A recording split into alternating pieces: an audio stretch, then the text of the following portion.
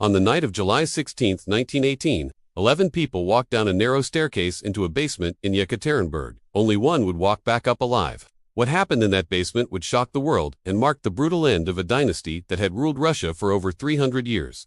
If you're fascinated by history's darkest moments and the fall of empires, make sure to hit that subscribe button, because we're about to uncover one of the most chilling and controversial executions in modern history. For 3 centuries, the Romanov family had been the undisputed rulers of the Russian Empire, commanding the largest country on earth. Tsar Nicholas II, the last emperor, had inherited a throne that stretched from the Baltic Sea to the Pacific Ocean, but by 1918, that throne had become a death sentence. The story of their final hours begins long before that fateful night in July. Russia was bleeding.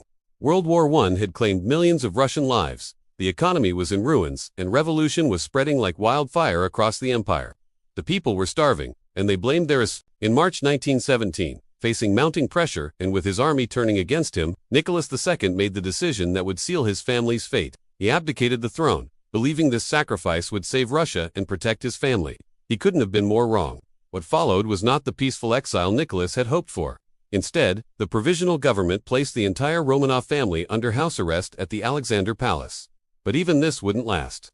When Vladimir Lenin and the Bolsheviks seized power in October 1917, the royal family became pawns in a deadly political game. The family consisted of Tsar Nicholas II, his wife Alexandra, their 4 daughters, Olga, Tatiana, Maria, and Anastasia, and their hemophiliac son, Alexei, the heir to the throne. With them were their loyal servants, Dr. Eugene Botkin, their family physician, Anna Demidova, the empress's maid, Alexei Trupp, the Tsar's valet, and Ivan Karatanov, their cook. In April 1918, the Bolsheviks moved them to Yekaterinburg, an industrial city in the Ural Mountains. They were imprisoned in a house belonging to a merchant named Nikolai Ipatiev, a house that would soon be renamed the House of Special Purpose. The name alone should have been a warning. Life in the Ipatiev house was a far cry from the golden palaces the Romanovs once called home. The windows were painted white so no one could see in or out. The family was confined to a few rooms, constantly watched by guards who delighted in humiliating the former royals. The guards forced Nicholas to chop wood and carry heavy buckets of water. They drew obscene pictures on the walls and made crude jokes about the empress. Alexandra, already weak from years of worry over her son's illness, grew sicker by the day. The children tried to maintain their spirits, but the walls were closing in. During these final months, the family clung to each other and their faith. They held secret church services, celebrated birthdays with whatever meager resources they could find, and wrote in their diaries documents that would later provide haunting insights into their final days. Alexandra wrote, "We are all in God's hands. Whatever happens, I know He will care for us." Nicholas penned his own thoughts. "I am completely reconciled to everything that has happened to us." These words would prove tragically prophetic. As civil war raged across Russia, the fate of the Romanovs hung in the balance. The White Army, opposed to Bolshevik rule, was advancing toward Yekaterinburg. If they succeeded in liberating the city, they might rescue the royal family and restore the monarchy. A nightmare scenario for Lenin and his revolutionaries. Moscow sent urgent telegrams to the local Bolshevik leadership in Yekaterinburg. The message was clear: the royal family could not be allowed to fall into enemy hands. The decision was made in the highest circles of Bolshevik power. There would be no trial, no public execution, no mercy. Yakov Yurovsky, a hardened revolutionary and watchmaker by trade, was appointed as the new commandant of the Ipatiev house on July 4th. His mission was simple but horrifying: eliminate the Romanov family entirely. July 16, 1918, began like any other day of captivity.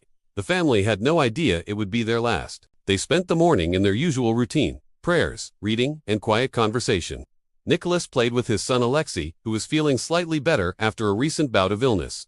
That evening, they had their final dinner together. Alexandra struggled to eat, her heart condition worsening by the day.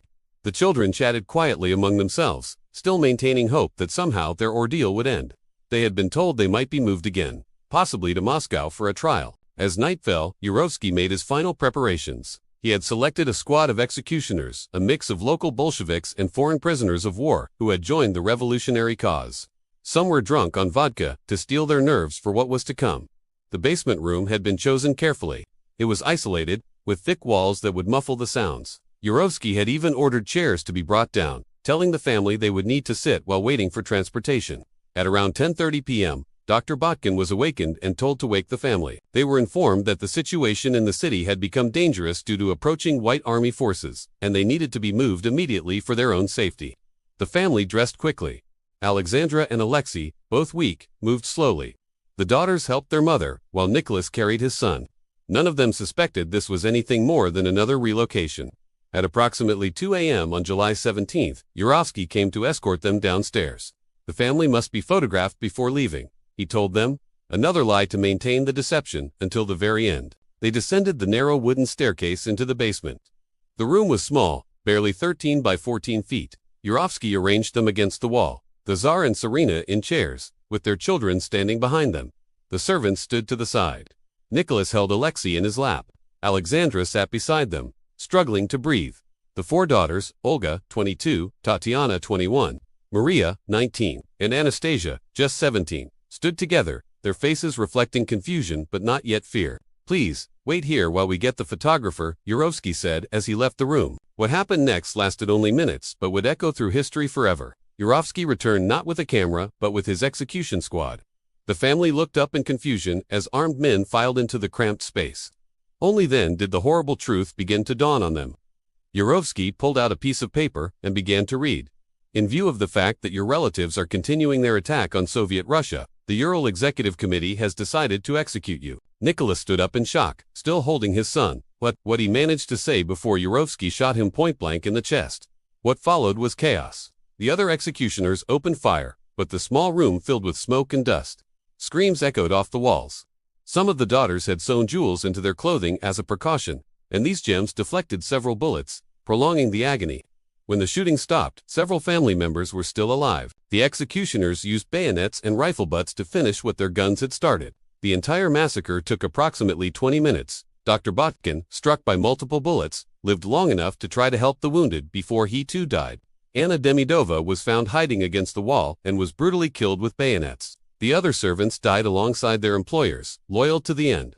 The immediate aftermath was as shocking as the murders themselves. Yurovsky and his men loaded the bodies onto a truck and drove them to a remote area called Ganina Yama, about 12 miles from the city. Their plan was to destroy all evidence of the execution. They threw the bodies down a mine shaft, but worried it wasn't deep enough. The bodies were retrieved, and Yurovsky's men spent hours trying to destroy them with acid and fire. When this proved inadequate, they buried them in a makeshift grave in the woods. The location of this grave would remain secret for over 60 years. Meanwhile, the Bolshevik government announced only that Nicholas had been executed, claiming the family had been evacuated to a place of safety. This lie would persist for decades, feeding rumors that some family members had escaped. The execution of the Romanov family sent shockwaves around the world. European royalty, many of whom were related to the Russian royal family, were horrified. King George V of Britain, Nicholas's cousin, who had refused to grant the family asylum, was reportedly devastated by guilt for the rest of his life. The brutal murder of children and innocent servants was condemned even by some Bolsheviks, who argued that only Nicholas should have been executed. But Lenin and his inner circle showed no remorse. They saw it as a necessary action to prevent the restoration of the monarchy. For decades, the Soviet Union maintained the fiction that only the Tsar had been killed. It wasn't until 1989, as the Soviet system was collapsing, that the truth about the entire family's execution was officially acknowledged. In 1979, a geologist named Alexander Avdonin, working with investigator Jelly Ryabov, discovered the burial site based on Yurovsky's written account. However, they kept the discovery secret, knowing that revealing it during the Soviet era would mean imprisonment or worse. It wasn't until 1991 that the remains were officially exhumed. 9 bodies were found, but 2 were missing. For years, these were believed to be Alexei and either Maria or Anastasia, leading to decades of speculation and numerous imposters claiming to be surviving Romanov children. In 2007, the mystery was finally solved when the remaining 2 bodies were discovered in a separate gravesite. Advanced DNA testing confirmed that all 11 people who died that night in the basement had been accounted for. The Russian Orthodox Church canonized the family in 2000, declaring them martyrs. They are now known as the Holy Royal Martyrs, and their story has become one of faith, suffering, and redemption for many believers. The story of the Romanov family's final hours continues to captivate people around the world more than a century later. Why does this tragedy hold such enduring power over our imagination? Perhaps it's because their story represents the ultimate fall from grace, from absolute power to absolute helplessness. Or maybe it's the human element, a family facing unimaginable circumstances with dignity and love for each other. The children's innocence makes the tragedy even more poignant. Anastasia, the youngest, kept a small dog named Jimmy until the end. Alexei, despite his illness, maintained the curiosity and spirit of any teenage boy. The older daughters wrote in their diaries about hopes for the future they would never see. Their final letters and diary entries reveal not bitter, entitled royalty, but ordinary people trying to maintain hope in extraordinary circumstances. Alexandra wrote to a friend, "I am not afraid of death. It is only a doorway to another life." Nicholas wrote, "I have no enemies anymore. All is forgiven." The execution of the Romanov family marked the end of more than just a dynasty. It symbolized the violent birth of the modern world. The age of absolute monarchy was dying, and the 20th century would be defined by revolution, ideology, and total war. But in that basement in Yekaterinburg, politics and revolution stripped away to reveal something profoundly human, a family facing death together. Their final hours remind us that history's great events ultimately come down to individual moments of courage, fear, love, and loss. The house where they died was torn down by Soviet authorities in 1977, but a church now stands on the site. The mineshaft where their bodies were first thrown has become a place of pilgrimage. Their memory has outlasted their killers and the system that ordered their deaths.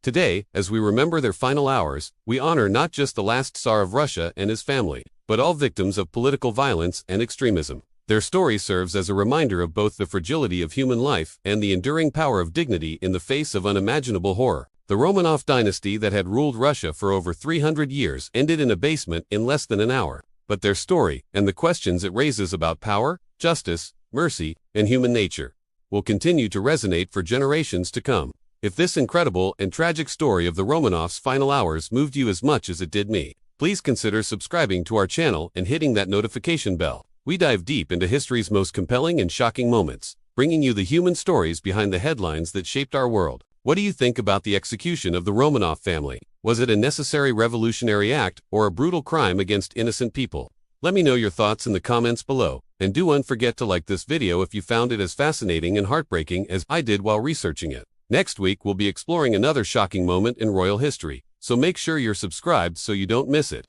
Until then, remember that behind every great historical event are real people with real stories, stories that deserve to be told and remembered. Thanks for watching, and I'll see you in the next video.